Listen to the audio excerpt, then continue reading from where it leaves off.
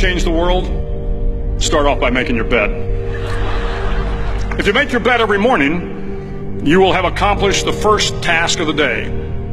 It will give you a small sense of pride, and it will encourage you to do another task, and another, and another.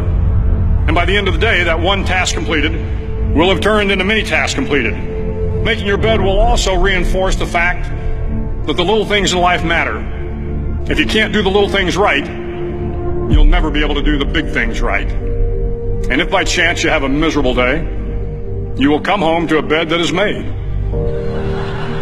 that you made. And a made bed gives you encouragement that tomorrow will be better. To pass SEAL training, there are a series of long swims that must be completed. One is the night swim. Before the swim, the instructors joyfully brief the students on all the species of sharks that inhabit the waters off San Clemente.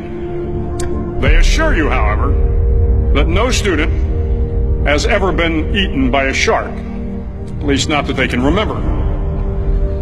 But you are also taught that if a shark begins to circle your position, stand your ground. Do not swim away. Do not act afraid. And if the shark, hungry for a midnight snack, darts towards you, then summons up all your strength and punch him in the snout, and he will turn and swim away. There are a lot of sharks in the world. If you hope to complete the swim, you will have to deal with them. So if you want to change the world, don't back down from the sharks. Over a few weeks of difficult training, my SEAL class, which started with 150 men, was down to just 42. There were now 6 boat crews of 7 men each.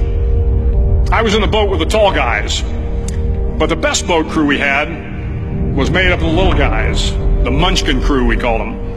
No one was over 5'5". The Munchkin boat crew had 1 American Indian, 1 African American, 1 Polish American, 1 Greek American, 1 Italian American, and 2 tough kids from the Midwest. They out-paddled, outran, and outswam all the other boat crews.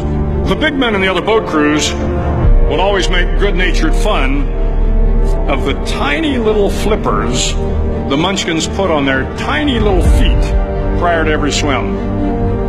But somehow these little guys from every corner of the nation and the world always had the last laugh, swimming faster than everyone and reaching the shore long before the rest of us.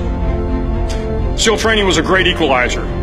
Nothing mattered but your will to succeed, not your color, not your ethnic background, not your education, not your social status.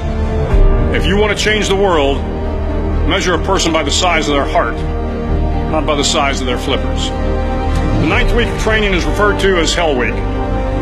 It is 6 days of no sleep, constant physical and mental harassment, and 1 special day at the Mud Flats. The Mud Flats are an area between San Diego and Tijuana where the water runs off and creates the Tijuana Sloughs, a swampy patch of terrain where the mud will engulf you. It is on Wednesday of Hell Week that you paddle down in the mud flats and spend the next 15 hours trying to survive the freezing cold, the howling wind, and the incessant pressure to quit from the instructors. As the sun began to set that Wednesday evening, my training class, having committed some egregious infraction of the rules, was ordered into the mud. The mud consumed each man till there was nothing visible but our heads. The instructors told us we could leave the mud if only 5 men would quit.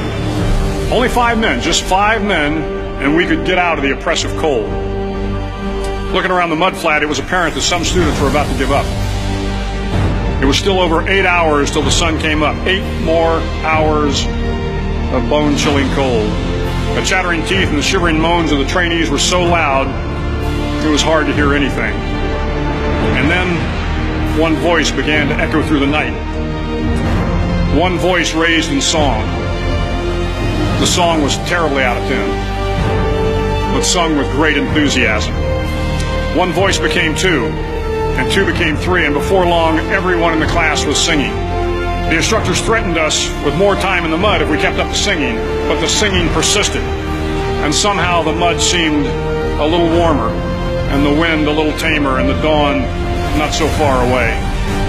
If I have learned anything in my time traveling the world, it is the power of hope.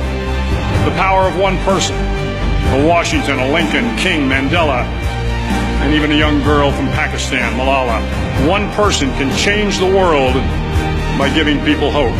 So if you want to change the world, start each day with a task completed. Find someone to help you through life. Respect everyone. Know that life is not fair and that you will fail often.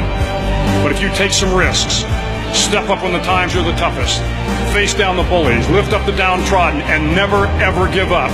If you do these things, the next generation and the generations that follow will live in a world far better than the one we have today. And what started here will indeed have changed the world for the better.